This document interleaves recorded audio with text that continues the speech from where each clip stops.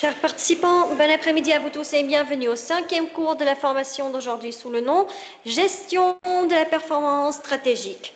Dans ce cours, vous apprendrez le business intelligence et l'outil Power BI. Tout cela avec Dr Asma Bouhalil, membre du corps professoral de l'université Mid-Ocean.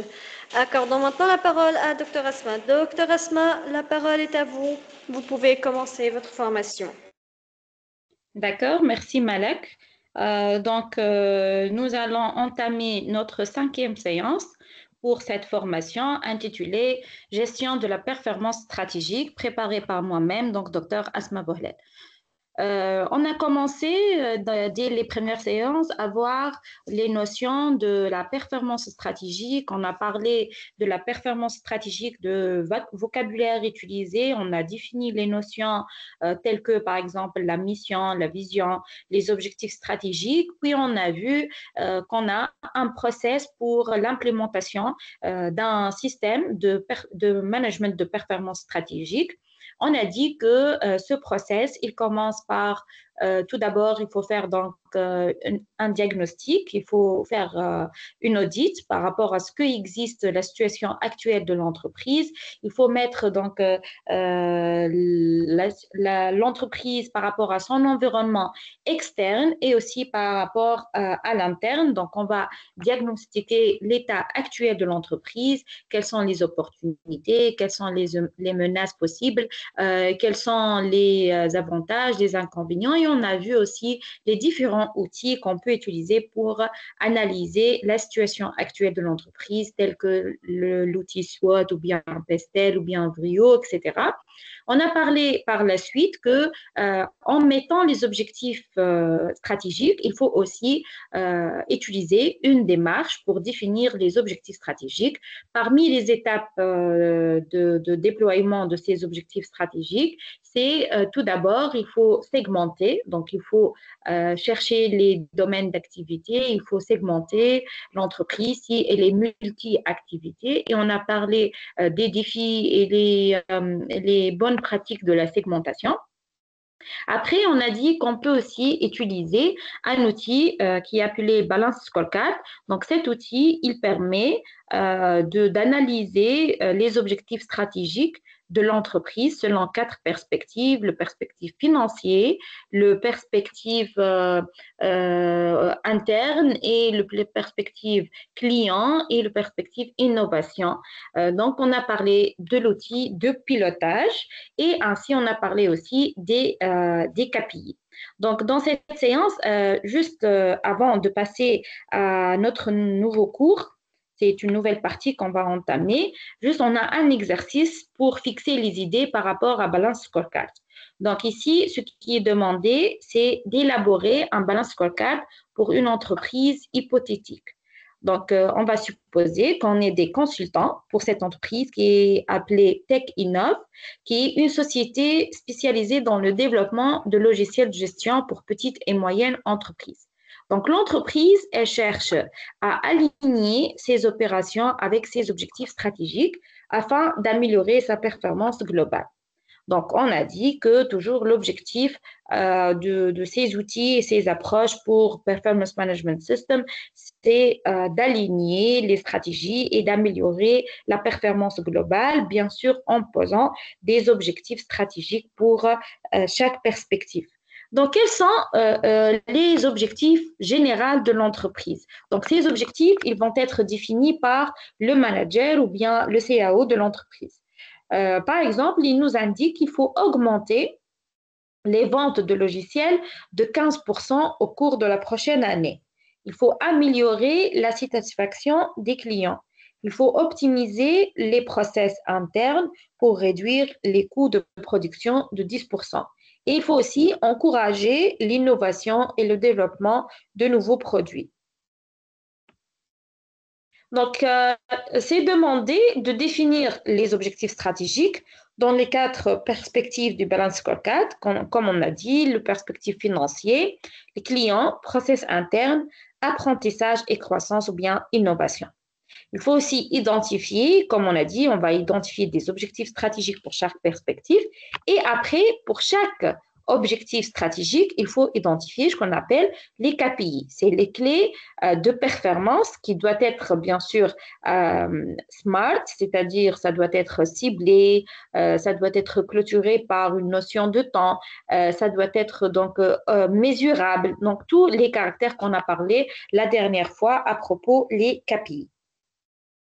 On vous demande aussi d'établir des cibles pour chaque KPI et on vous demande de proposer des initiatives pour atteindre les objectifs. Donc, nous avons dit qu'après la détermination des objectifs stratégiques et la détermination des KPI, et on met donc les KPI appropriés afin de mesurer notre progression par rapport à cet objectif stratégique, on a dit qu'il faut donner des valeurs cibles pour ces KPI et après, il faut donner des plans d'action. Ce sont les initiatives, c'est-à-dire les actions que l'entreprise doit faire afin d'atteindre cet objectif. Donc, voici un exemple de réponse possible. Donc, l'objectif annoncé par le manager, on a dit que c'est augmenter les ventes de logiciels. Donc, on va augmenter les ventes et il nous a donné aussi une valeur qui sera le cible, qui est 15% et c'est limité aussi par le temps. C'est-à-dire, on doit augmenter les ventes avec 15% pendant une année. On va aussi améliorer la satisfaction des clients et on va optimiser le process interne pour réduire les coûts de production de 10%. Donc, on doit réduire les coûts de production avec 10%. Et il faut encourager l'innovation et le développement avec la production de nouveaux produits. Donc, on va essayer de faire ça sous forme de balanced scorecard. Donc, pour l'objectif financier, c'est augmenter les ventes de logiciels. Donc, on désire d'augmenter les ventes de logiciels. Pour les KPI, c'est-à-dire comment on va mesurer notre progression par rapport aux ventes de logiciels. Donc, il faut choisir un KPI adéquat pour mesurer l'augmentation. C'est-à-dire ici, la croissance, par exemple, des revenus des ventes. Si on mesure la croissance des revenus de vente, on peut déduire qu'on a augmenté les ventes. Et aussi, ça peut être caractérisé par la marge brute. Pour les clients, donc, amélioration de la satisfaction des clients. Ça, c'est l'objectif stratégique. C'est quoi l'indice qui va nous permettre de mesurer la satisfaction des clients? Donc, on a un indice, comme on a parlé l'autre fois dans les KPI, on a un KPI appelé indice de satisfaction client, NPS, c'est un KPI connu dans la partie clientèle et commerciale. Donc, ça nous permet de savoir est-ce que c'est un numéro sur 10, par exemple 8 sur 10 ou bien 7 sur 10. Ça, c'est la note de satisfaction de client. On a aussi le taux de fidélisation des clients. Donc, on a parlé aussi de ça l'autre fois lorsqu'on a parlé des KPI. Donc, fidélisation des clients, c'est-à-dire le nombre des clients qui achètent nos produits et qui sont fidèles à ce produit. Donc, ils ont l'habitude d'acheter ce produit. Pour le processus interne, donc l'objectif, c'est optimiser les processus internes. Pour le KPI, donc c'est le coût de production par unité. Donc, coût de production par unité, temps de cycle de développement des produits. Donc, pour optimiser le process interne et produire plus, comme c'est indiqué ici, c'est de réduire les coûts de production. Pour réduire les coûts de production, donc il faut suivre le coût de production par unité et il faut optimiser le temps alloué pour le développement des produits. Côté innovation et croissance, donc l'objectif c'est encourager l'innovation, on a dit par la production des nouveaux produits. Donc, il faut suivre nouveau nombre de nouveaux produits, développé et aussi le budget consacré à la recherche et au développement. Donc, si on augmente le budget consacré, donc on est sûr qu'on est en train d'améliorer le volet innovation. Les cibles maintenant. Donc, on a dit, il ne faut pas juste mettre des KPI, mais il faut donner des valeurs cibles pour dire est-ce qu'on a atteint ce cible-là, oui ou non. Par exemple, croissance des revenus des ventes. Donc, on a dit le cible, c'est 15%. Marge brute, par exemple, on a posé un cible de 40%. MPS, on a posé un cible 8 sur 10. Taux de fidélisation, par exemple, on a posé un cible de 90%. Pour le processus interne, c'est le coût de production par unité, c'est-à-dire réduction de 10%, temps de cycle de développement, c'est-à-dire réduction de 20%, apprentissage et croissance, c'est le nombre de nouveaux produits, c'est-à-dire 3 nouveaux produits par an, le budget R&D, donc c'est 10% par exemple le chiffre d'affaires, donc budget pour la recherche et le développement. Les initiatives qu'on peut prendre afin d'atteindre ces objectifs. Donc, si on désire augmenter, donc notre objectif financier, c'est augmenter les ventes de logiciels. Si on désire augmenter les ventes, il faut bien sûr travailler sur le côté marketing. Donc, comme un plan d'action, on peut aller vers campagne de marketing ciblée pour les nouveaux marchés. Optimisation des prix et faire des promotions. Donc, tout ça, c'est pour augmenter les ventes de logiciels. Pour pouvoir atteindre cet objectif, donc il faut chercher les actions à faire.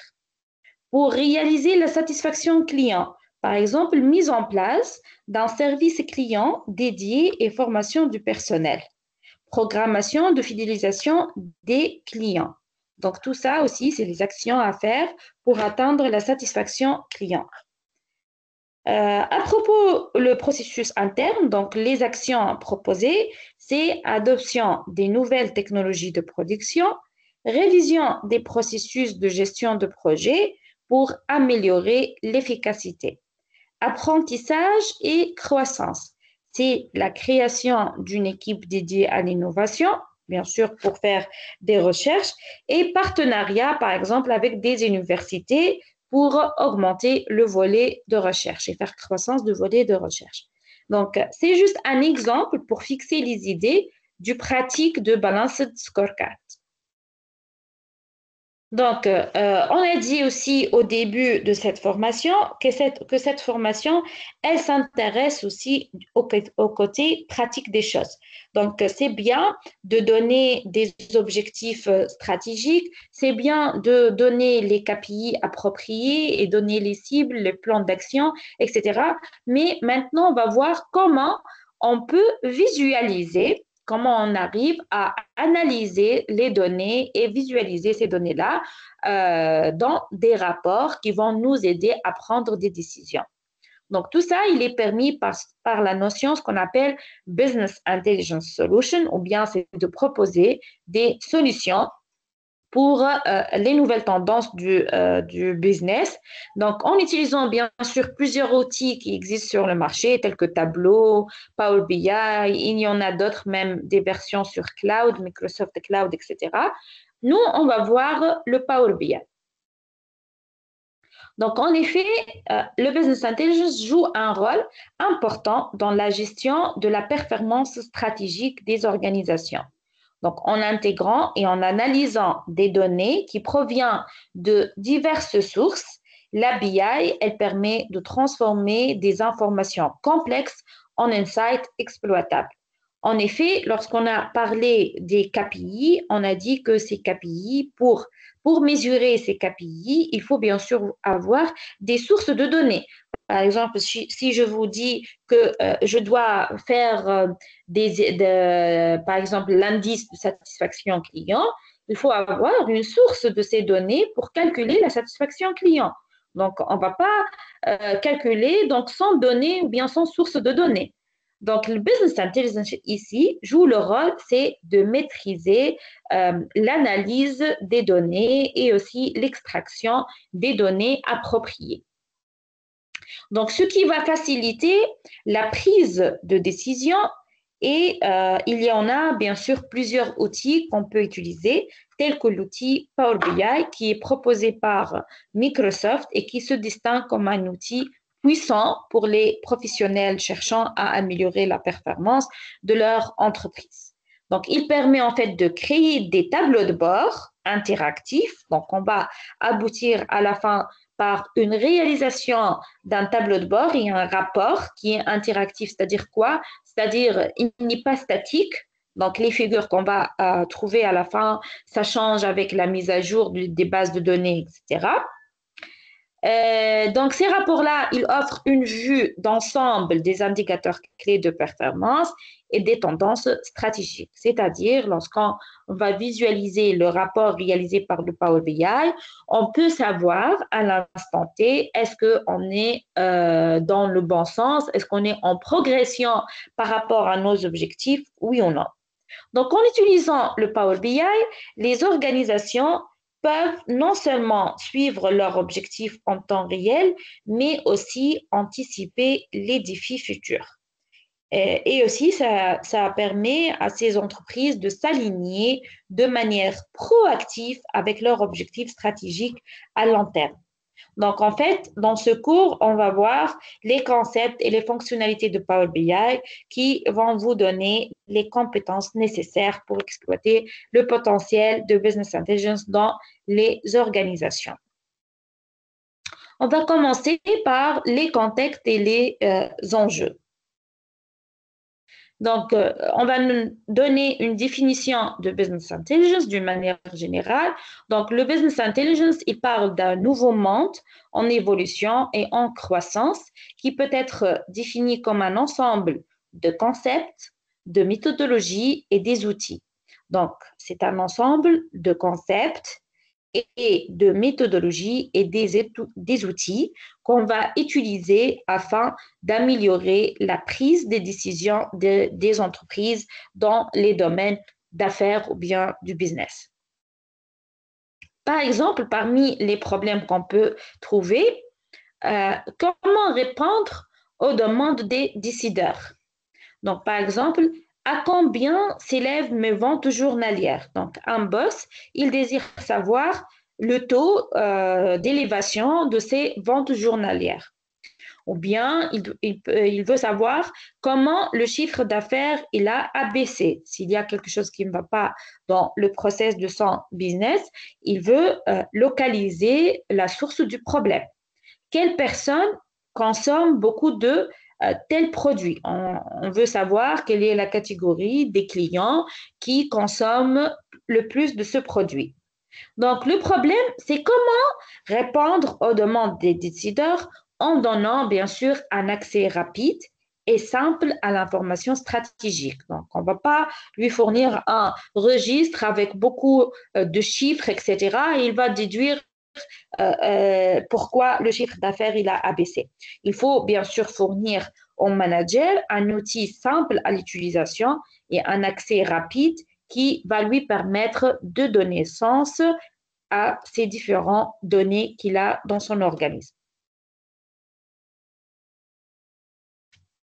Donc, il y a trois notions qui sont de tendance maintenant. Il faut faire la différence entre ces notions.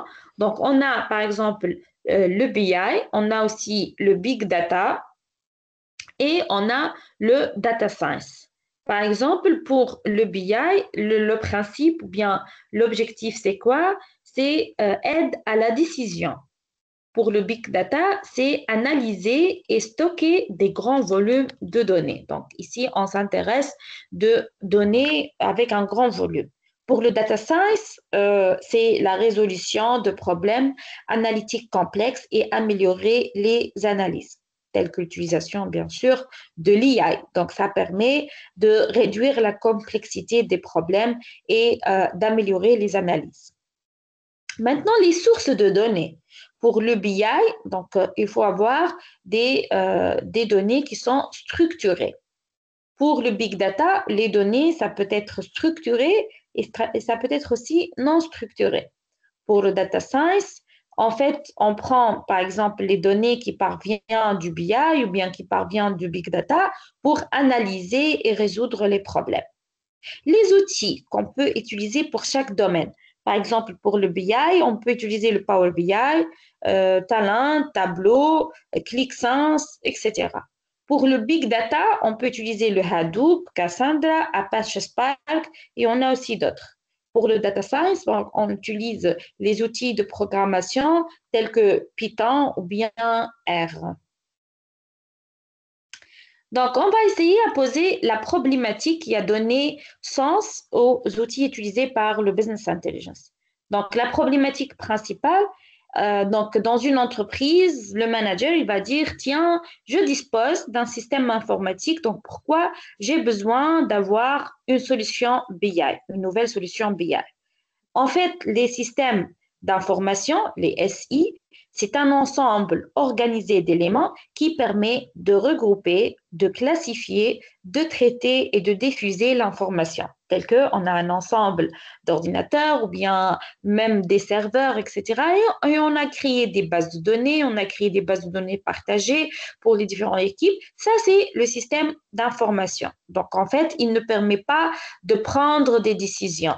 Il permet juste de visualiser les données qu'on dispose. Donc, ces données seront bien sûr traitées ou bien classifiées ou bien regroupées. Donc, on peut faire des manipulations sur ces données-là.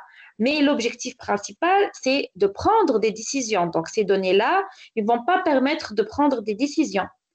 Par contre, en utilisant un système d'information décisionnelle, les sites, c'est un ensemble organisé d'éléments qui permet en fait de regrouper, de classifier, de traiter et de diffuser l'information en vue d'offrir une aide à la décision. Donc, l'objectif d'un système d'information décisionnelle, c'est d'aider les gens à prendre des décisions.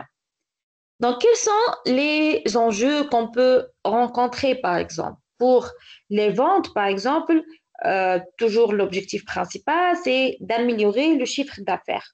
Pour les exportations, par exemple, cibler de nouveaux clients à l'étranger. Pour, par exemple, les décideurs, c'est anticiper pour mener une politique globale. Donc, on peut répondre à ces objectifs-là ou bien ces enjeux-là. On peut répondre à ça en utilisant un système d'information décisionnelle. Donc, le système d'information classique, il ne va pas nous permettre à résoudre ces enjeux. Ce qui va nous donner une vue par rapport à ce qu'on appelle l'analyse de données, et je suppose bien que vous avez entendu par le poste data analyst ou bien vous avez fait par exemple des études euh, par rapport à l'analyse des données. Donc ici, l'analyse de données, c'est un métier qui est apparu suite donc à ces enjeux-là et suite à la demande de trouver un outil qui va nous permettre de raconter l'histoire des données. Donc, on va essayer de représenter les données classiques qui sont enregistrées, par exemple, dans des bases de données standards et les données qui parviennent, par exemple, des réseaux sociaux, etc. Donc, on va faire la collecte des données. Donc, l'analyse des données, ça permet de traiter ces données-là. On va voir les types de manipulation et des traitements qu'on va faire sur ces données. Bien sûr, l'objectif principal, c'est de représenter ça avec une forme facile à visualiser, avec une forme compréhensible, en résolvant bien sûr des problèmes pour créer des KPI ciblés, etc. À la fin, on aura un dashboard qui n'est pas statique, donc il dépend des données, des nouveaux données. Donc, il y a toujours la mise à jour de ce rapport par rapport à ce que le BI ou bien le système BI, il a comme entrée. Donc, exemple, les entreprises, par exemple, de vente au détail, aujourd'hui, elles collectent et stockent une quantité énorme de données et les renseignent sur les articles que vous avez consultés et achetés. Donc, les pages de leur site, par exemple, que vous avez visitées, les chemins que vous avez pris afin d'acheter les produits, vos habitudes de consommation et bien beaucoup d'autres choses. Donc, vous savez qu'il y a maintenant la notion de guerre de données. Donc, les données, ça représente un grand trésor pour les entreprises et on peut collecter des différents types de données. Donc, qui parvient de plusieurs sources, donc même sur les réseaux sociaux, même sur les sites web, etc., etc. Donc, on peut collecter beaucoup de données pour, donc bien sûr, pour ça, ça va aider à prendre des décisions. Donc, l'objectif, c'est de la prise des décisions. Donc, la solution pour déverrouiller toutes ces données-là est d'être capable de les utiliser pour raconter une histoire. Donc, c'est bien de faire la collecte des données, mais il faut bien sûr chercher le meaning ou bien le contenu de ces données, d'essayer à déployer ces données-là afin de rendre ces données en fonction de nos besoins, de manipuler ces données-là en fonction de nos besoins. Donc, les décideurs, ils doivent pouvoir se fier à l'histoire racontée pour prendre de meilleures décisions commerciales. Plus vite, donc, l'entreprise, elle prendra des décisions éclairées, plus elle sera compétitive et aura une longueur d'avance, c'est-à-dire elle va gagner du côté concurrence, comme on a dit l'autre fois, donc je crois dans la deuxième séance, lorsqu'on a parlé des enjeux de l'environnement externe, on a dit qu'il y a de la concurrence. Donc, il ne suffit pas à l'instant T d'être en croissance, mais il faut penser aux concurrents. Donc, comme l'exemple qu'on a donné de Nokia, qui n'a pas fait des actions préventives afin d'être toujours le leader sur le marché. À l'instant T, elle était le leader sur le marché, mais il y a aussi des concurrents qui ont travaillé sur le développement, etc., de leurs produits et Nokia n'a pas pris donc des actions pour aller plus loin et c'était la cause donc de perdre le marché des smartphones. Donc, cependant, disposer de données, il ne suffit pas, comme on l'a dit, il faut pouvoir agir sur elles pour que cela aboutisse à des changements bénéfiques dans l'entreprise. Donc, l'analyse de données est le processus qui consiste à identifier, à nettoyer et à transformer et modéliser les données pour révéler des informations pertinentes et utiles. Les données sont ensuite élaborées en histoire sous forme de rapports d'analyse qui aideront les décideurs à prendre des décisions critiques. Donc, l'architecture et la modélisation. Donc, on a dit que une solution de BI, de Business Intelligence, elle va jouer un rôle important pour aboutir à ces objectifs. Donc, le process du BI, il est basé sur 4 étapes. Donc, l'entrée, on a dit qu'il y a des données. Ces données-là, ça peut être de plusieurs sources différentes. Donc, les données, ça peut être structuré si elle parvient, par exemple, d'un fichier Excel ou bien d'un fichier CSV, d'un fichier texte ou bien à partir même d'une base de données. Donc, tout ça, c'est des données structurées, là où il y a un tableau avec un indice, etc. Donc, on peut manipuler facilement ces données. C'est les données structurées. On peut aussi trouver des données semi-structurées, donc telles que, par exemple, les données qui parviennent d'un fichier JSON, là où il y a, par exemple, l'enregistrement de l'historique de l'entreprise, des différents, par exemple, manipulations, c'est sur des fichiers JSON ou bien des fichiers XML ou bien des fichiers .doc. Donc, tous ces fichiers-là, ça représente des données semi-structurées. Ils ne sont pas placés, par exemple, dans un tableau, là où il y a une en-tête et des indices, etc. Mais on peut extraire des informations plus facilement en utilisant donc ces données. Donc, ils sont un peu plus complexes par rapport aux structurés, mais encore, on peut extraire les données. On a aussi des sources de données instructurées à partir, par exemple, de Facebook, à partir des vidéos, à partir des différents sites, par exemple, réseaux sociaux, ainsi de suite. Donc, on peut avoir des données qui ne sont pas structurées et on doit manipuler ces données afin d'extraire des informations utiles.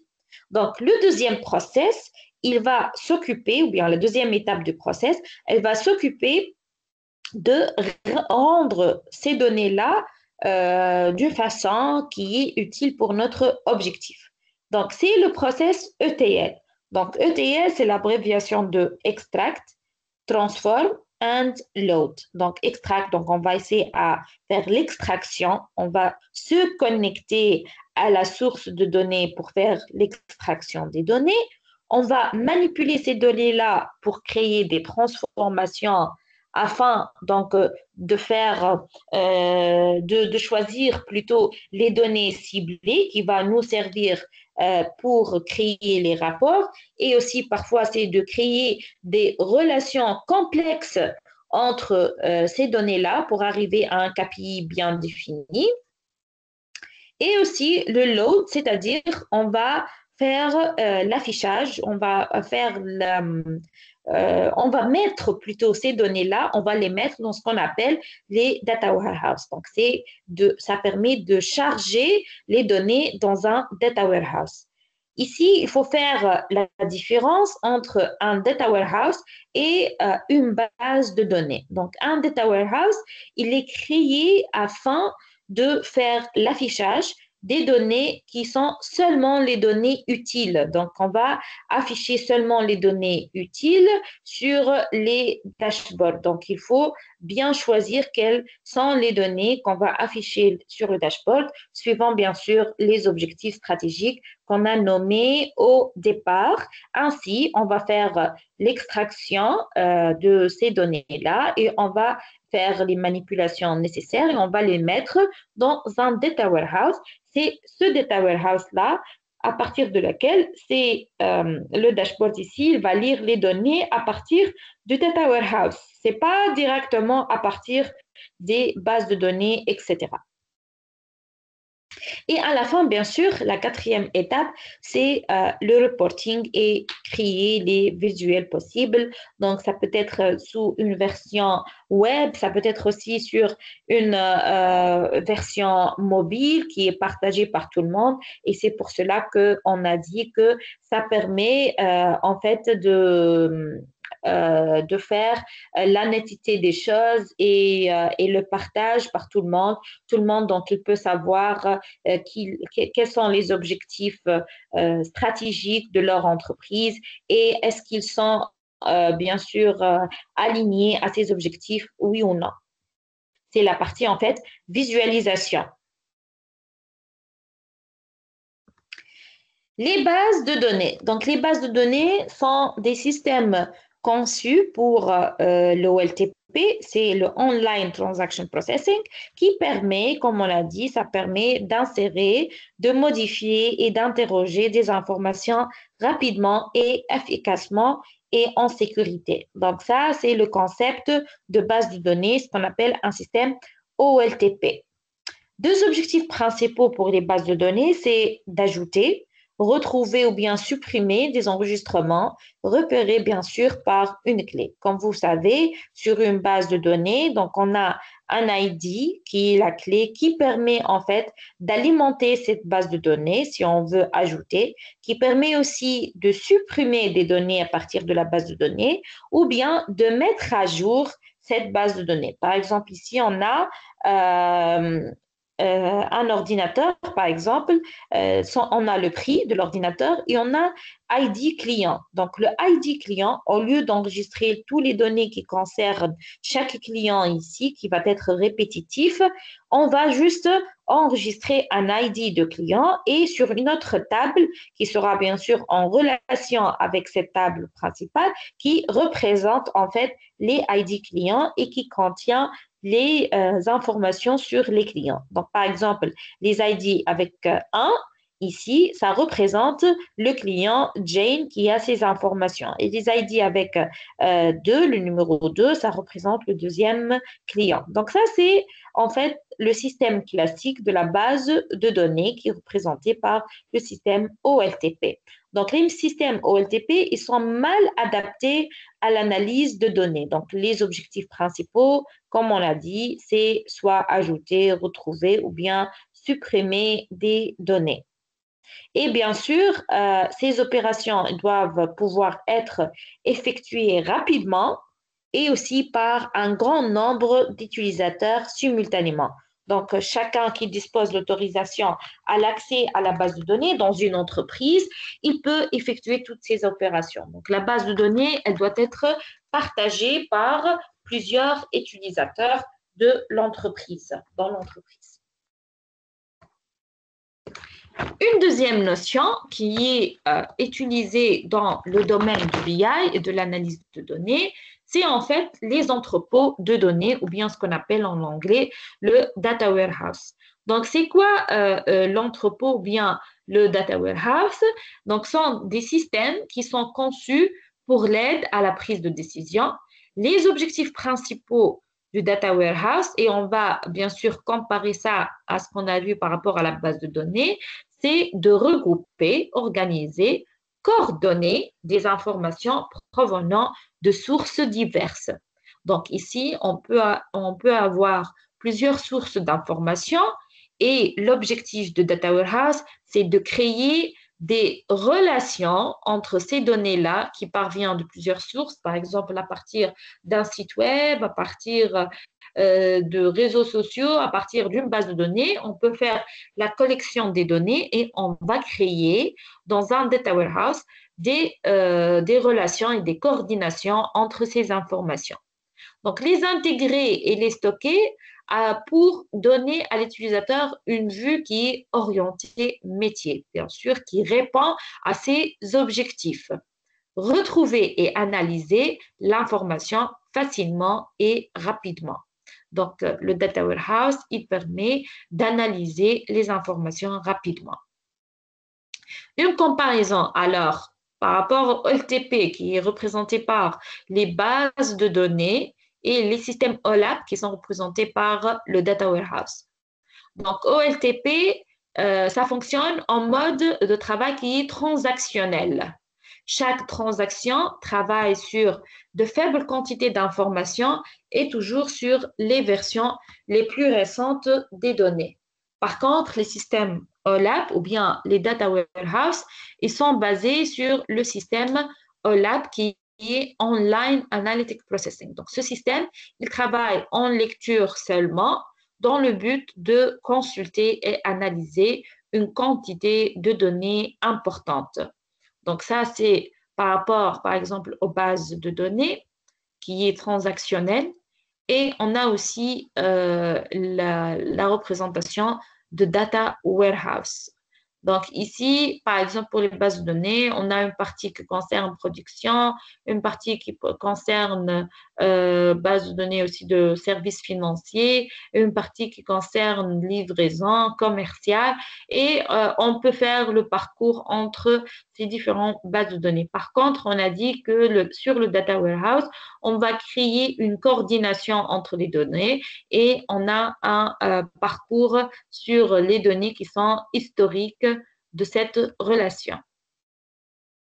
Donc, une comparaison entre l'OLTP et l'OLAP. Donc, l'OLTP, il est orienté transaction, orienté application, données courantes, données détaillées avec des données évolutives, utilisateurs nombreux, le temps d'exécution, donc il est court. Donc ça, c'est pour la notion des bases de données. Hein. Pour la notion du data warehouse, c'est orienté analyse, orienté sujet. Les données, ils sont historisées. Les données, ils sont agrégées. On a dit qu'on va créer des coordinations entre les données et les données, ils sont statiques. Donc, on n'a pas une grande évolution. Les utilisateurs, donc, ils seront peu nombreux. C'est qui les utilisateurs, donc ici des data warehouse? C'est les gens qui ont l'autorisation à visualiser les rapports. Le temps d'exécution, il est un peu plus lent parce que le data warehouse, on a dit que on va lui charger les données à partir des différentes sources. Donc, ici, on aura un temps d'exécution plus lent. Donc, les caractéristiques d'un data warehouse, que ça permet de créer des relations et obtenir des agrégations entre les informations, bien sûr, selon les besoins de l'utilisateur, avec une façon qui va lui permettre d'analyser les données avec une simplicité et rapidité à l'accès. Donc, on va créer ce qu'on appelle des cubes. Donc ici, notion de cube, c'est-à-dire qu'on va créer des relations entre les informations. Je vais vous donner un exemple. On a un ensemble de produits qu'on est en train de vendre sur plusieurs sites dans le monde, donc sur plusieurs pays. Par exemple, je veux visualiser le nombre de laptops qui étaient vendus en Amérique pendant la première trimestre de l'année fiscale, pendant Q1, le quarter ici, on parle du quarter. Donc, pendant le premier quarter de l'année fiscale. Donc, en utilisant les données qui existent sur les bases de données, c'est difficile à représenter ces informations. Par contre, en utilisant les outils de Business Intelligence, on peut créer des relations entre les produits vendus, l'emplacement géographique et la période de temps. Donc, ça nous permet de répondre aux besoins de l'utilisateur. Donc, notion de cube de données, ou bien le data cube, c'est une représentation de n attributs extraits d'une table sous forme d'un cube. Donc, on a un ensemble d'attributs qui est composé les dimensions le long desquelles des regroupements sont possibles, les cas autres étant des mesures résultant de fonctions d'agrégation. Exemple, donc, définition d'un cube sur quantité selon les axes, le numéro pro, le numéro fou, par exemple, et le data à partir le numéro de produit, le numéro de fournisseur et date à partir de la table de vente. Donc, par exemple, la table de vente, elle contient ces informations-là, nouveau produit, le numéro de produit, le numéro de fournisseur, la date, la quantité et les prix. Donc, ça nous permet de choisir les données qu'on désire représenter. Et ça nous permet aussi de créer des relations entre ces données. Donc, un autre avantage pour le data warehouse, c'est la maintenance. Donc, les données de l'entrepôt, elles sont stockées sous forme de vues matérialisées sur les différentes sources de données. Donc, comment on va faire les updates sur les rapports? Donc, on doit faire des mises à jour sur le data warehouse. En fait, ces mises à jour-là, selon une fréquence qu'on peut choisir. Donc, on va dire par exemple que je vais faire des mises à jour chaque heure ou bien périodiquement pendant chaque jour ou bien pendant chaque mois, chaque semaine, comme il est défini par, bien sûr, l'administrateur. Donc, l'objectif de cet apprentissage d'un outil qui va nous permettre de visualiser des rapports qui vont aider les décideurs à prendre des décisions et à analyser leurs données. Donc, tout d'abord, il y a des étapes à suivre. La première, c'est de faire la connexion aux données, c'est d'essayer à extraire et de se connecter en fait aux différentes sources de données. La deuxième étape, c'est la préparation des données. Donc, on va manipuler ces données-là. Par exemple, on va enlever les parties vides, on va supprimer les données qu'on n'a pas besoin, etc. Donc, on va manipuler les données selon nos besoins. Troisième étape, c'est modélisation et paramétrage. Donc, on va essayer à créer les relations et on va essayer à modéliser ces relations-là avec un modèle qu'on va voir par la suite. La dernière étape, c'est de faire la visualisation, c'est de représenter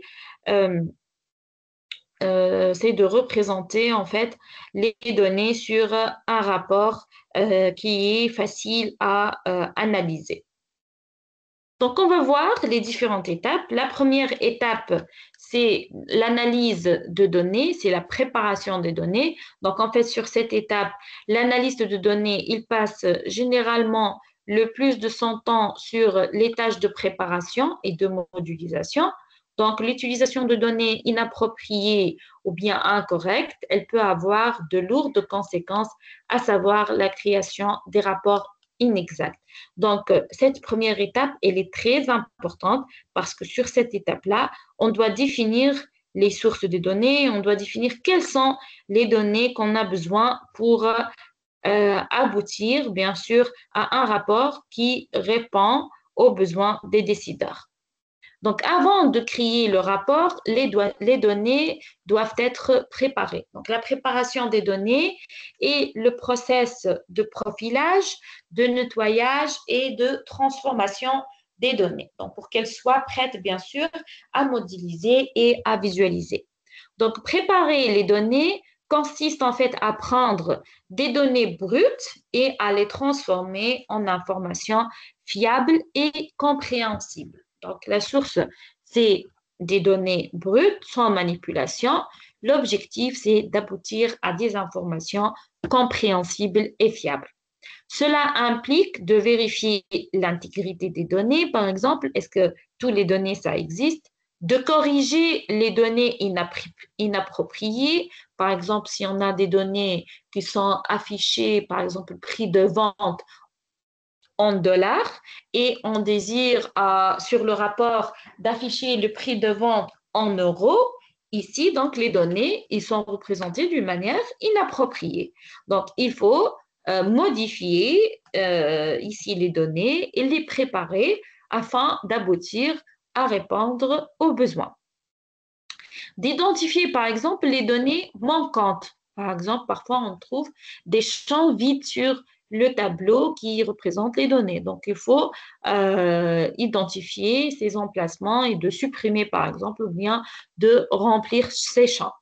D'essayer de convertir les données d'une structure à une autre ou d'un type à un autre, ou même tout simplement d'améliorer la lisibilité des données. Par exemple, je vous dis n'importe quoi, que le temps, par exemple, la date, elle est affichée par une forme qui n'est pas appropriée aux besoins de l'Europe ou bien aux besoins de pays de Golfe ou bien de l'Amérique. Donc, vous savez que chaque pays il a son propre représentation de la date, la forme de l'écriture de la date.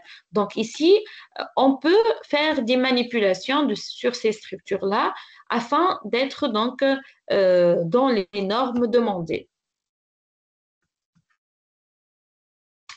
Donc, on va voir que l'outil Power BI, il va nous permettre de se connecter à différentes sources de données. Il va aussi nous permettre de savoir ce qu'on appelle le profil de données. Donc, le profil de données, c'est-à-dire il va nous donner un résumé par rapport aux données collectées. Est-ce qu'il y a des lignes vides? Est-ce que le total des lignes vides, la distribution de valeurs, est-ce qu'il y a des répétitions? La valeur minimale et maximale, par exemple, dans une colonne ou bien dans une ligne, la moyenne, les erreurs. Ça permet donc d'une manière intuitive de nettoyer et de transformer et de comprendre les données. La deuxième étape, on a dit, c'est la modélisation. Donc, la modélisation, une fois qu'on a les données, ils sont en état correct, on a bien préparé les données, elles sont prêtes à être modélisées. Donc, la modélisation des données, c'est le processus qui consiste à déterminer la façon dont vos tables sont liées les unes aux autres. Donc, et ça nous permet de créer les relations entre les différentes tables. Par exemple, on a fait l'extraction des données qui concernent la date, l'extraction des données qui concernent les ventes.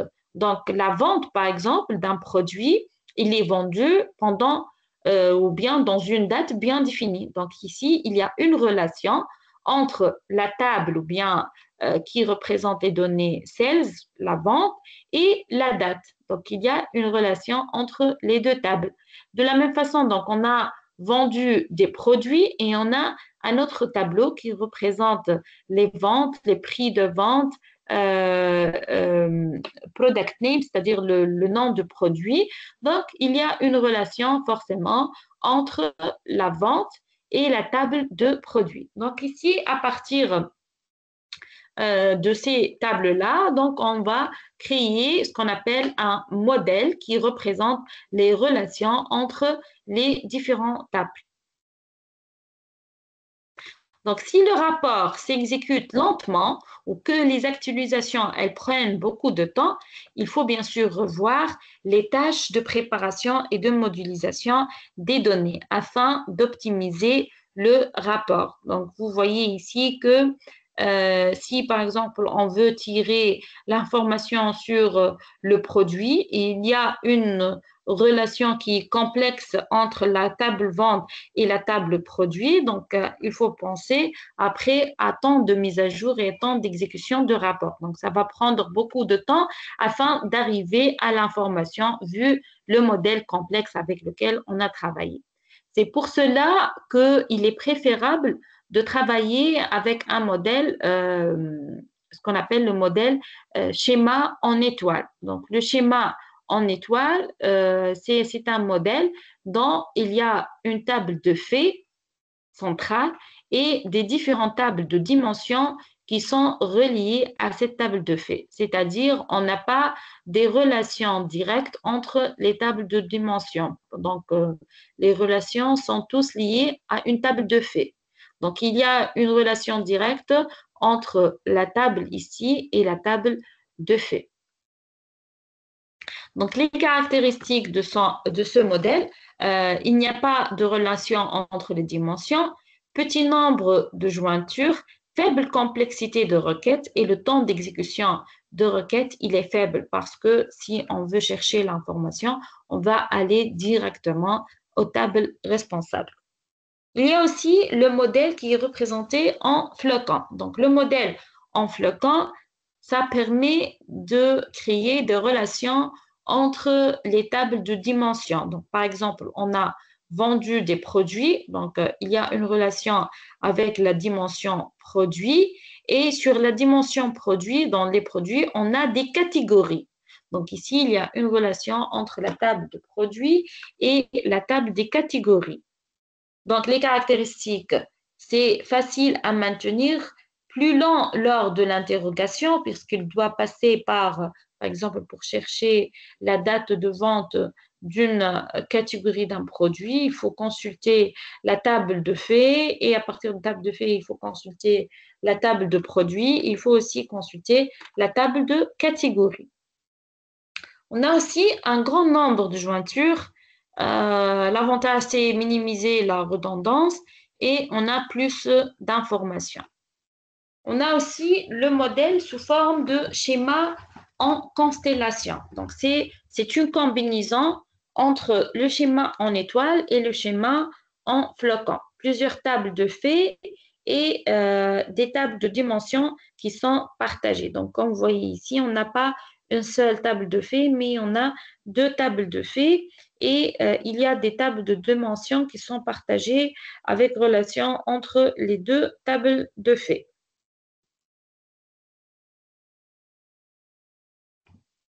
À la fin, donc, pour visualiser ces données, si on a fait toutes les étapes, que ce soit de préparation et de préparation et de modélisation, on passe à l'étape de visualisation. Donc, cette tâche de visualisation consiste à donner vie aux données. Donc, ça consiste à donner une vie aux données.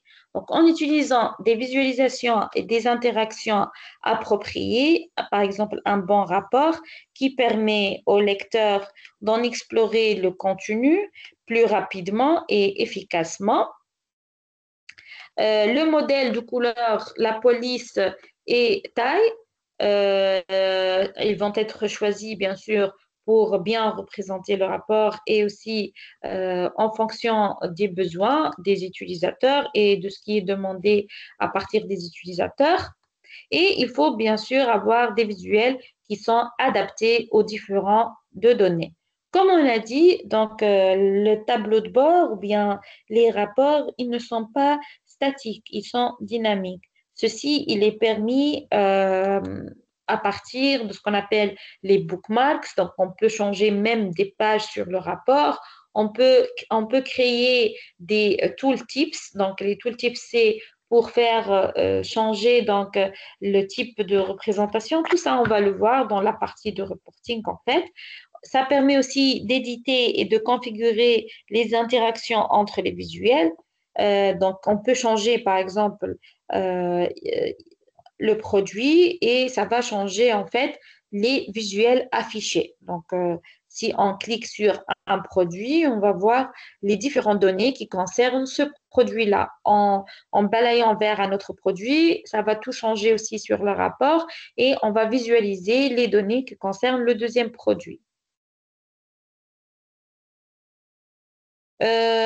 Comme j'ai dit, donc c'est ça l'exemple. Donc c'est à partir de ce qu'on appelle les slices. Donc en sélectant par exemple tablette, mobile ou bien laptop, on va voir les données qui concernent ce produit-là.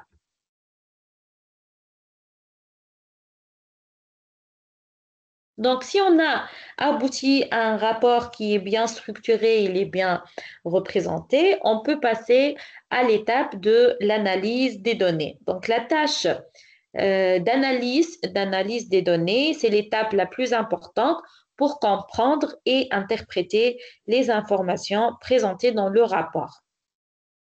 On peut aussi gérer les données. Donc, le Power BI se compose de nombreux éléments, parmi lesquels des rapports, ou bien des tableaux de bord, des espaces de travail, des jeux de données, etc. Donc, l'analyse de données, il sera responsable de la gestion de ces ressources Power BI, de la supervision, du partage et de la distribution des éléments tels que les rapports et les tableaux de bord, en garantissant bien sûr une sécurité des ressources Power BI. Donc, on va voir qu'on peut donner des autorisations d'accès. Ainsi, donc, l'analyse de données, il va nommer les gens qui sont autorisés à accéder à une partie et qui ne sont pas autorisés, par exemple, à accéder à une autre. Donc, tout ça, c'est permis aussi par l'outil de Power BI. Donc, ainsi, on va parler maintenant de cet outil Power BI. Mais avant, donc, juste, je vais vous montrer. On va représenter le Power BI, puis je vais vous montrer le lien de téléchargement. Euh, donc, vous pouvez accéder à ce lien pour télécharger euh, cet outil qui est bien sûr représenté par Microsoft. Donc, Microsoft Power BI, c'est un ensemble de services logiciels, d'applications et de connecteurs qui fonctionnent ensemble pour transformer des sources de données sans rapport en un site cohérent, visuel, immersif et interactif. Donc, ça nous permet de créer des rapports et des visuels interactifs. Donc, le Power BI, il permet d'interagir facilement avec les sources de données, de visualiser ou de découvrir les éléments importants et de partager les informations avec des personnes ou publiquement. Donc, ça nous permet en fait euh, d'interconnexion sur plusieurs sources de données, comme on a dit, par exemple Excel ou bien même les sites web, les réseaux mobiles, les réseaux sociaux, etc. Donc, ça nous permet en fait de se connecter à des différentes sources. Excusez-moi, je vais revenir à la page.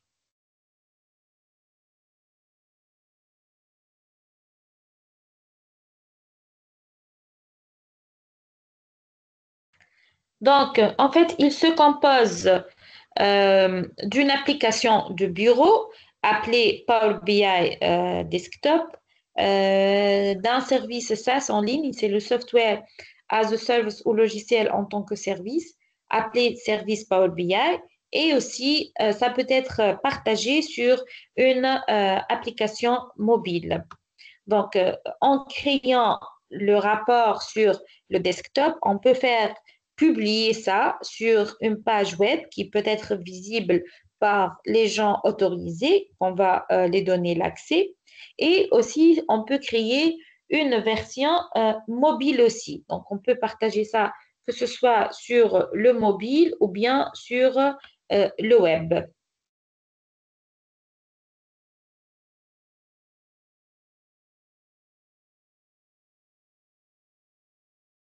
Donc, on va commencer par la version desktop. Donc, il faut télécharger le Power BI sur le desktop et vous pouvez interconnecter à des différentes sources de données, même les clouds, les réseaux sociaux, des fichiers Excel, etc.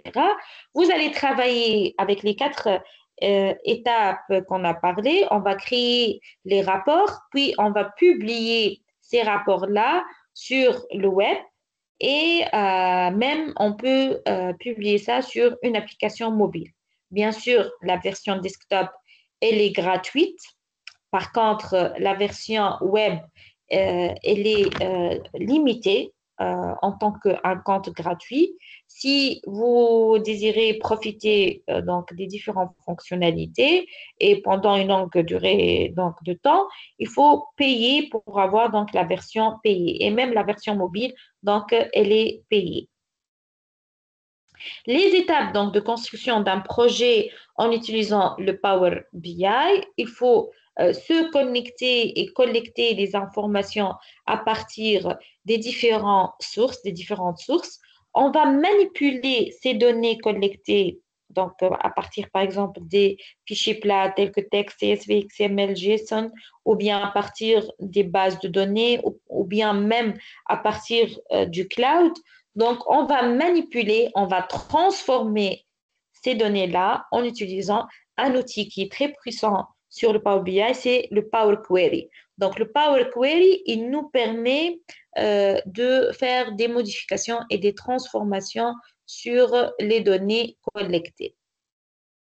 Après, donc, on va créer le rapport et on va diffuser ça sur un rapport .pbx et on peut publier ça, que ce soit sur le Power BI Service ou bien le Power BI Report Service.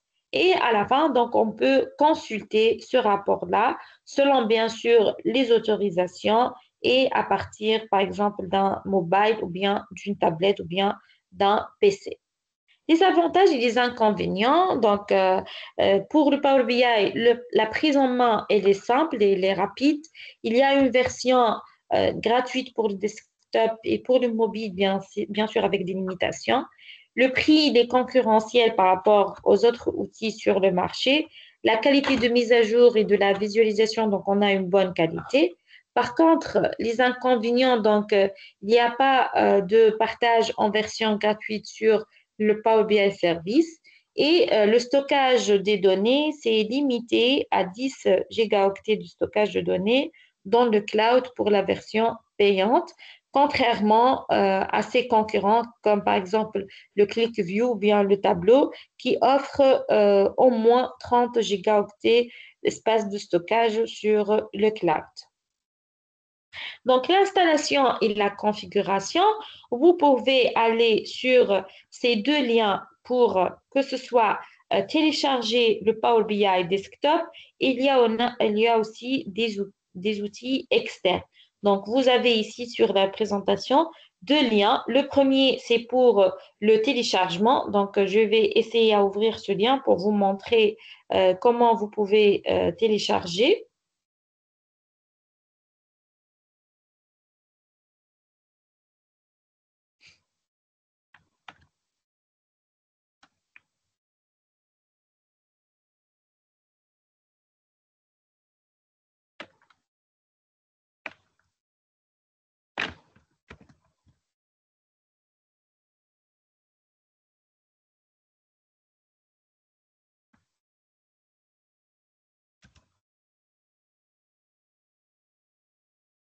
Donc ici sur le site Microsoft, donc on peut télécharger le Power BI. Bien sûr, il faut juste créer un compte tout d'abord. Il faut avoir un compte Microsoft. Il faut créer le compte et ça vous permet de télécharger le Power BI en sélectionnant la langue que vous allez utiliser. Donc, vous pouvez choisir le français, l'anglais ou bien d'autres langues. Et on télécharge donc le Power BI Desktop. Et bien sûr, en exécutant c'est ce qu'on va télécharger. Donc, on peut utiliser le Power BI comme vous voyez ici. Donc, j'ai déjà téléchargé, exécuté. Vous allez obtenir cette interface. J'espère que vous êtes en train de voir l'interface de Power BI. Donc, Malek, si vous voulez, est-ce que vous pouvez me confirmer que vous êtes en train de voir cette interface de Power BI?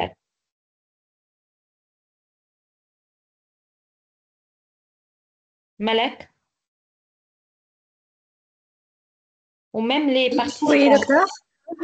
Est-ce que vous êtes en train de voir cette interface, la Power BI Desktop? Oui, oui, nous pouvons le voir avec merveille, docteur. Vous pouvez continuer. D'accord, merci. Donc ici, sur cette interface, ça c'est le Power BI Desktop. Donc ça vous permet d'avoir trois zones. Donc on a ici la partie, je vais fermer ça.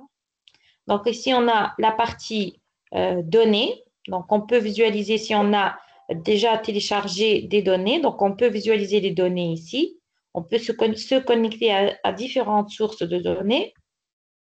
Donc ça c'est la partie ça c'est la partie rapport, excusez-moi. Donc ça c'est la partie rapport, ça c'est la partie données si on a déjà téléchargé des données et ça c'est la partie modèle. Donc on peut visualiser le modèle et les relations entre les données qu'on a utilisées. Donc sur la partie rapport, vous allez voir ici sur la partie visualisation c'est les différents outils qu'on peut utiliser pour visualiser les données. Par exemple, je vais choisir ici une matrice, par exemple. On peut facilement glisser l'outil qu'on va utiliser et ça peut être affiché sur la partie rapport comme vous voyez ici et on peut choisir les données qu'on va visualiser. Sur la partie file, normalement, si on a des données, ça doit être affiché ici les différentes tables qu'on a et on peut les utiliser dans les visuels. Donc ça, c'est la première interface que vous allez trouver. Donc sur cette interface, comme on a dit, on a des zones. On a la partie rapport, la partie data et la partie modèle. Ça nous permet de se connecter à des différentes sources de données, comme vous voyez ici.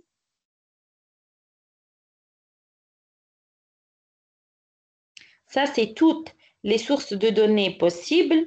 Donc, on a fichier Excel, texte CSV, XML, JSON à partir de PDF, du SharePoint si vous avez quelque chose sur le SharePoint, le Access Database, les bases de données SQL. Donc, on peut aussi même trouver sur le web, on peut trouver le cloud à partir des données de Big Data. Donc, on a toute une liste de sources de données à partir de GitHub, à partir de LinkedIn. Donc, on a toute une liste plutôt de sources de données web. Vous voyez ici, donc on peut se connecter à un site web juste en insérant donc l'URL et on peut extraire les données à partir d'un site web. Les outils donc ici de Big Data, Spark, etc. Donc, on a des différentes sources de données à partir de laquelle on peut extraire des données. Donc, quelle que soit la source de données existante sur l'entreprise, donc on peut faire l'extraction des données.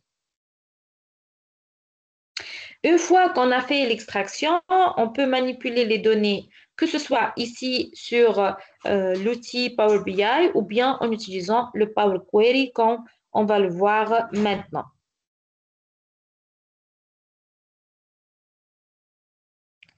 Voilà, donc une fois vous allez télécharger, vous allez obtenir cette interface qu'on a dit. Donc, il y a aussi les détails ici sur le PPT. Donc, on a un ruban ici, des manipulations qu'on peut effectuer.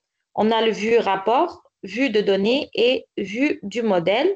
Et sur la partie 3, on peut créer des pages de rapport. On peut utiliser la partie là où ça nous permet donc de changer le type de visuel qu'on va utiliser. Et sur la partie file de Bienchant, il y a les données qu'on a déjà téléchargées. Donc, juste, on va donner un petit exercice avant de clôturer cette séance. Donc, ça nous permet d'analyser des données à partir d'un fichier Excel à l'aide donc de Power BI Desktop. Donc, ça, c'est notre objectif, c'est de faire la connexion avec un fichier Excel et on va essayer à analyser ces données-là qui existent sur le fichier Excel. Par exemple, on va supposer qu'on travaille chez une entreprise nommée Adventure Works et que votre responsable, il souhaite voir un rapport sur vos derniers chiffres de vente. Il vous a demandé un rapport de synthèse de ce qui suit. Donc, on va essayer à répondre aux besoins de ce manager. Il veut savoir quel jour y a-t-il plus de ventes en février 2019. Dans quel pays ou bien région la société, elle rencontre plus de succès. Quelles sont les catégories de produits et les types de revendeurs dans lesquels l'entreprise, elle doit continuer à investir. Donc, on va essayer de se connecter à une source de données afin de créer un rapport qui va nous permettre de répondre à ces questions. Donc, il faut bien sûr suivre les différentes étapes de process d'un projet BI qu'on a parlé. C'est de préparer, de créer un rapport et à la fin de publier ce rapport-là.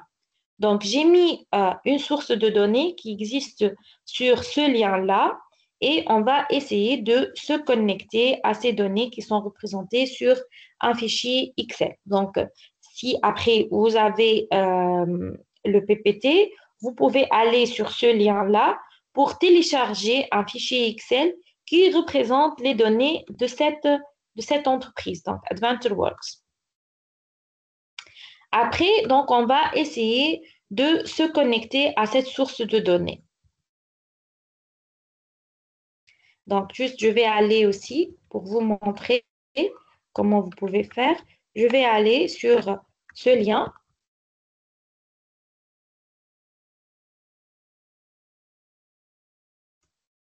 Donc, c'est un lien de GitHub.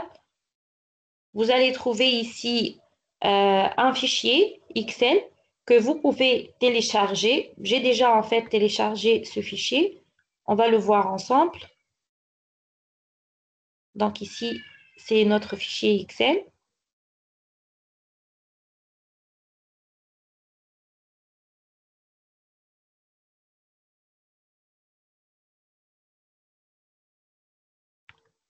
Donc sur ce fichier, comme vous voyez, il y a plusieurs tables. Sale Order Date. Donc par exemple, ça va spécifier la date des demandes. Sales Theory, donc ça, c'est les régions de vente. Sales Date, c'est les dates de vente avec plusieurs autres paramètres. Et bien sûr, c'est lié aux régions avec un indice. Reseller Date, et on a table de dates. Et on a aussi la table de Product, Customer et toutes ces données-là. Donc ici, on a un fichier Excel qui contient les différentes données. Donc, on désire se connecter à ce fichier-là pour charger les données. Comme vous voyez ici sur cette présentation, donc il suffit d'aller vers le Get Data ou bien obtenir les données et on va sélectionner la source de données, type de source de données sur laquelle on va se connecter. Nous, on va sélectionner le Excel et on va charger les données qui existent sur ce fichier. Donc, on va sélectionner les tables qu'on a besoin, juste ces tables-là jusqu'à le Sales Theory. Je vais vous montrer comment on peut faire ça sur le Power BI. Donc, j'arrive ici sur le Get Data. Je vais mettre le type de source de données qui est Excel. Donc, ça nous permet de faire le parcours sur notre PC. Donc, je vais sélectionner le fichier qu'on a besoin. Ça va nous afficher tout le contenu de ce fichier. On va sélectionner les parties sur lesquelles on va travailler. Donc, vous voyez ici, il y a l'affichage du contenu. Donc, je vais sélectionner les différentes parties. C'est jusqu'à Sales Tailoring. Donc, on a deux choix ici. Si je veux effectuer des manipulations sur cette information, je vais sélectionner Transform Data. Si je veux directement faire le load de ces données sur le Power BI, je vais sélectionner Load. Nous allons faire des manipulations. On va essayer de voir est-ce que ces données-là elles sont correctes, est-ce qu'il y a des champs manquants, est-ce que je dois modifier la forme de données, etc. Donc, on va sélectionner Transform Data. En sélectionnant Transform Data, il y a un deuxième outil qui est complémentaire à Power BI, c'est ce qu'on appelle le Power Query. Donc, comme vous voyez ici, il y a une ouverture d'une autre fenêtre appelée Power Query. Donc, sur le Power Query, on peut faire le parcours de toutes les tables qu'on a téléchargées. Donc, c'est les tables qui étaient donc le contenu du fichier Excel et on peut ici visualiser les données de ces différentes tables sur le Power Query. Voilà, donc par exemple sur la table date, comme vous voyez ici, il y a les données qui concernent la date. Donc, par exemple, je vais visualiser ici les données de cette colonne date. Donc, on peut aussi voir le type de données de la table date. On peut aussi choisir, par exemple, l'année. On peut faire donc des filtres. Donc, il y a des 1000 valeurs dans la table de date. Donc, il y a l'historique, tout un historique ici sur plusieurs années.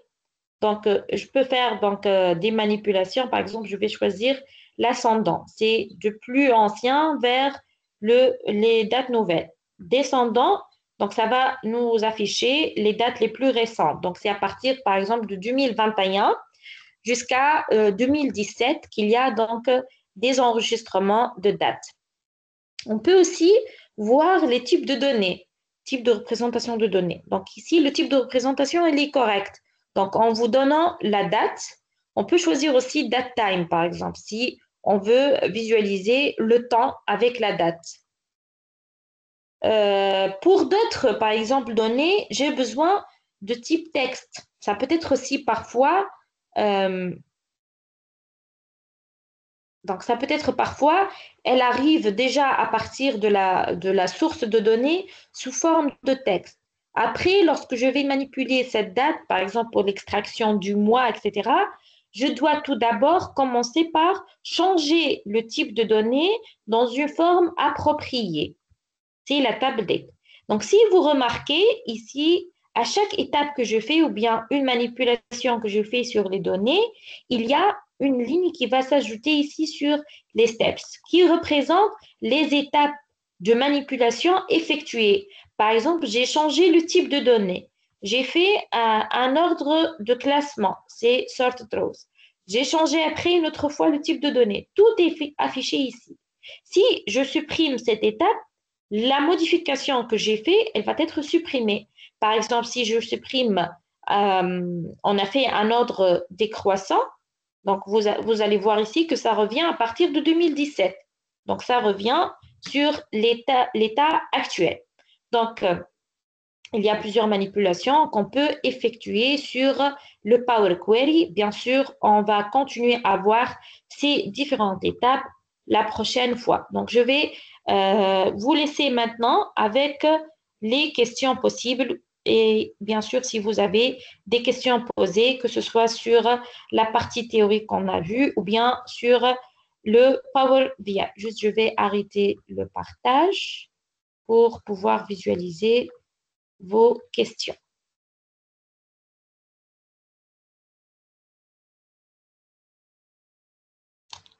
Donc voilà, vous pouvez poser les questions si vous voulez.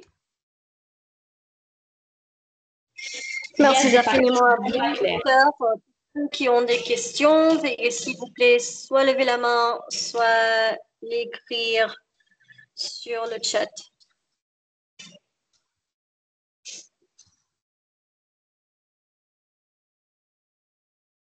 Pas de questions?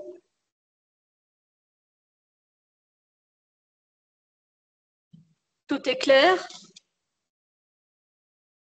Docteur Asma est à votre disposition.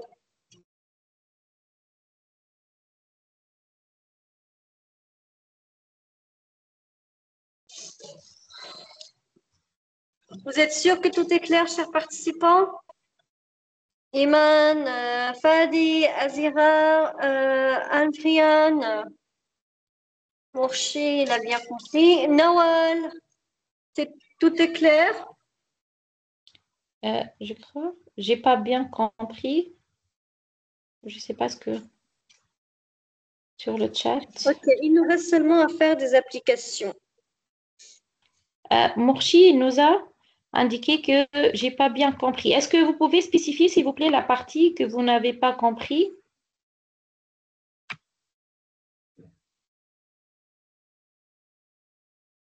Vous avez besoin d'autres explications sur quelle partie, s'il vous plaît? Sur l'objectif Donc, général ou bien sur l'utilisation de l'outil qu'on a vu? veuillez s'il vous plaît citer, Mourchi, la partie dont vous n'avez pas bien compris.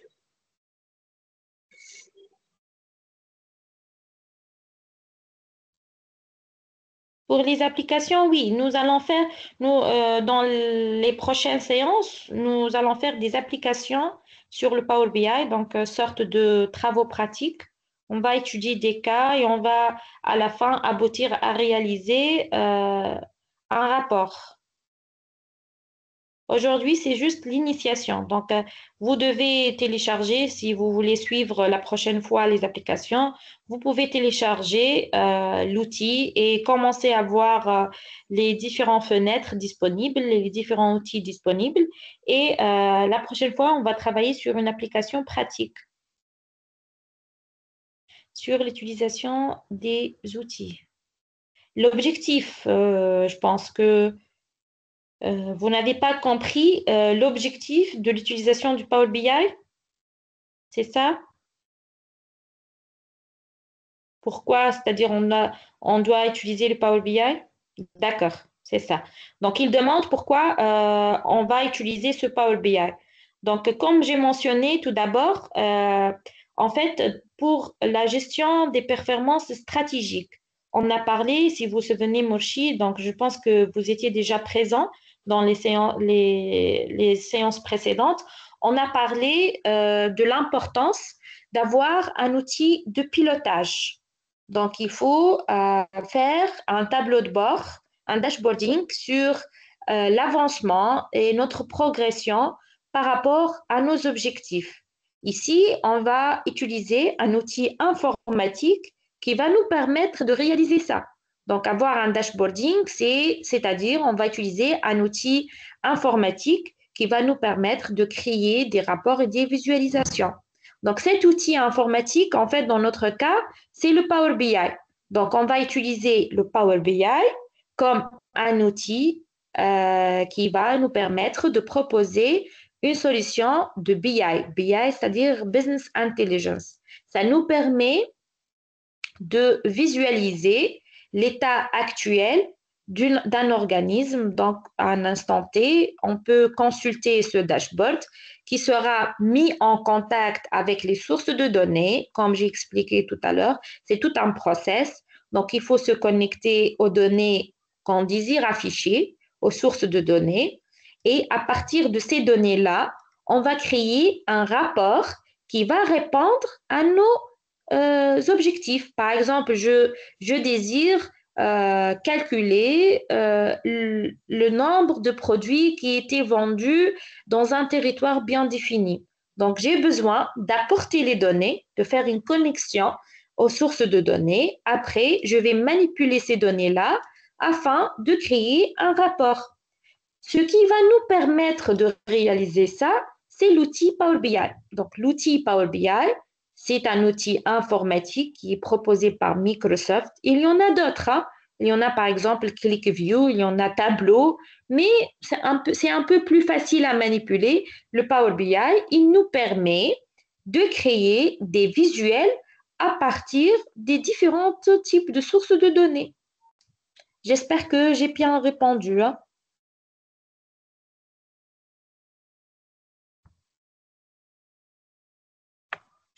Merci infiniment à vous, docteur. Pour ceux qui ont des questions, veuillez s'il vous plaît soit lever la main, soit l'écrire sur le chat.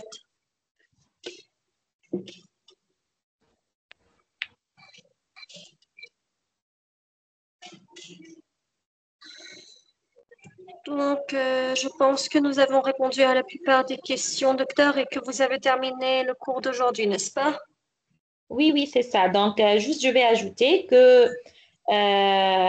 avant de recevoir d'autres questions, c'est que on va pratiquer l'outil, hein. Donc, on va essayer à faire des applications pratiques. Donc, j'espère que nos chers étudiants, ils vont télécharger le Power BI Desktop et essayer juste de visualiser les différentes parties de l'interface. Mais nous, on va pratiquer, Inch'Allah, on va pratiquer ça donc ensemble sur les séances restantes. Donc, on va essayer de faire des applications à partir donc des données. On va créer un rapport et un visuel à la fin. Merci infiniment à vous, docteur, pour tous vos efforts. Merci aux participants pour avoir participé au cours de la formation d'aujourd'hui. Attention, attention, attention, nous n'avons pas encore terminé notre formation. Nous vous verrons, Inch'Allah, la semaine prochaine, le mardi à 15 heures, selon l'heure locale de l'Arabie Saoudite. Vous pouvez également suivre les dernières actualités concernant les séminaires, formations, ateliers, concours et l'inscription au programme d'études de l'université via le compte officiel de l'université sur Facebook, le groupe WhatsApp des activités étudiants ou encore le site web. Merci à vous tous. Nous verrons la semaine prochaine ou encore après une heure avec Dr. Quds Hassin, la doyenne de l'université, partant pour machine learning, ou encore demain avec l'apprentissage de la langue anglaise et les outils d'analyse du marché, et également le marketing digital et le jeudi marketing digital et apprenez à programmer en Java et avec nos nombreuses formations telles que Microsoft 365 pour les utilisateurs finaux. Découvrez les librairies Pantone, les meilleures pratiques pour une communication efficace et engageante et plein d'autres activités qui viendront. Merci à vous tous. Nous vous souhaitons une excellente journée. Au revoir. Merci Malak, au revoir, à la prochaine.